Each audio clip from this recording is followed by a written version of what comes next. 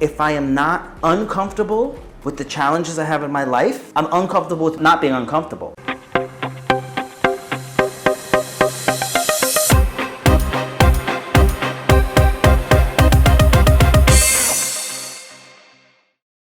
In Greek, love is said in multiple ways, but in English there's one word for love. And fear, we have fear in English, but fear is always also assumed to be negative.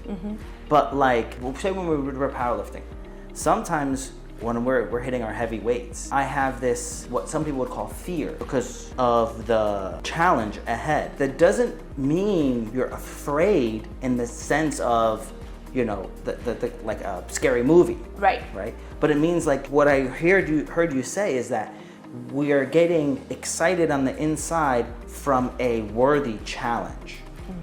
And it's something out of our norm. And that's what kind of keeps bringing me back, because it gives me a healthy way to challenge myself in an environment that's good to challenge myself, to then develop myself stronger for the things outside of powerlifting. When I was younger, I was heavy set, and I decided I'm gonna get thin and I'm gonna get healthy. And I focused hardcore and I accomplished that goal.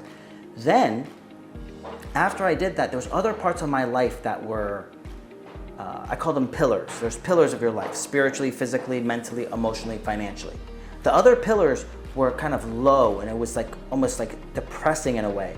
So it gave me the confidence to grow that one pillar. When I grew that one pillar in strength, I then went and applied in other areas of my life that growth. Yes. To challenge myself, that same fear that was there, I was able to be comfortable with it, right? And now I'm to the point in my life that if I am not uncomfortable with the challenges I have in my life, I'm uncomfortable with being not being uncomfortable. Right. And now I have to challenge because I said I can't be stagnant in my life.